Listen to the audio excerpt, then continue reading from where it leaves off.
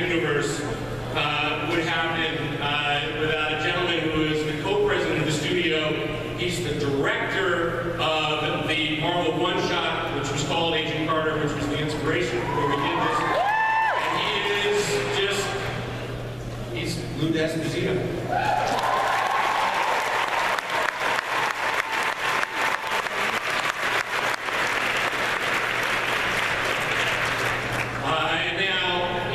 Let's just face it, we did come here to see all these lovely folks and to see me and to learn all about Hydra, but if I had to place a bet, my bet would be that the person that you really came here to see was, ladies and gentlemen, the incredibly talented, the incredibly lovely, and the unbelievably kick-ass hero of our story, and that is Hayley Atwell.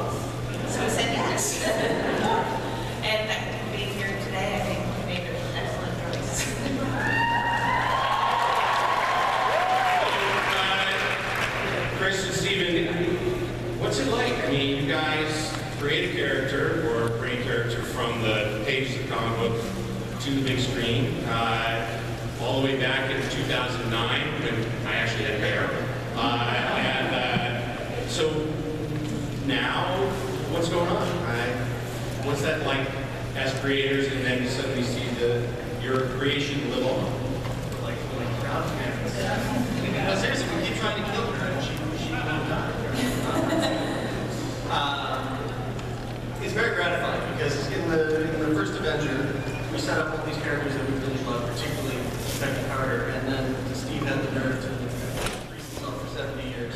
But I couldn't bring anybody back for the second movie except very old Peggy who couldn't get out.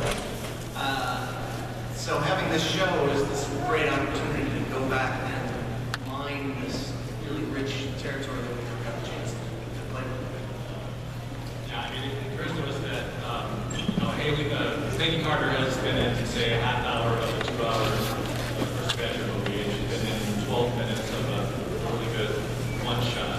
And in the pilot, she will have equaled her entire time on screen in the Marvel Universe.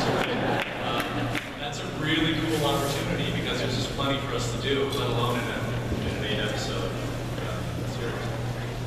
Louis, you had the pleasure of directing Hayley and in the one-shot.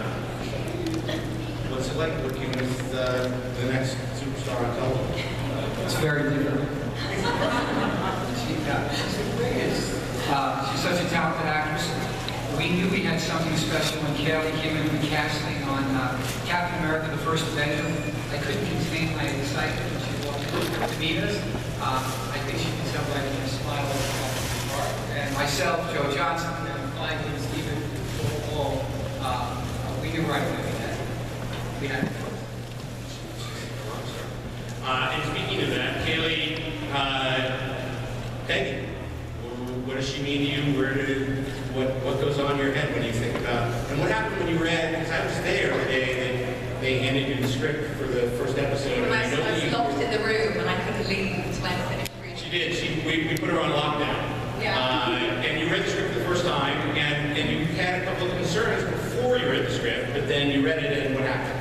Well, the exciting thing with Peggy is that I don't feel like we've even touched the size of the adventures that she can have, or the powers that she has. So it was great to do Captain America 1 and then play her obviously as an old lady in 2 and then do the one-shot. But I feel like there's still so much that's unexplored, and so the pilot, the first episode that I've read as just the beginning of what is going to be an incredible opportunity for her to develop as a human being as well as this super spy. We see the kind of cost psychologically and emotionally on someone who's having to take on such extreme pressure and stress in her life and yet still hold it together. So it's going to be really exciting. So, rather than just talking a little bit about it, we haven't started shooting. The writer's room is going to open shortly. And for those of you that don't know, the story takes place in what year? 1946. The war is over, Steve is gone, and Peggy is trying to pick up the pieces of her life. What's kind of fascinating, and we'll talk about this a lot during this hour, is that there's stuff that's going on in S.H.I.E.L.D. present day, but we have this incredible opportunity to be able to show you and tell you the story of what went on at the very beginning and how Peggy's dream, Peggy's concerns about what the world should be and how to make the world a better place is so many of the themes that we'll be working on with this show. But rather than just talk about it, you guys want to see a little something that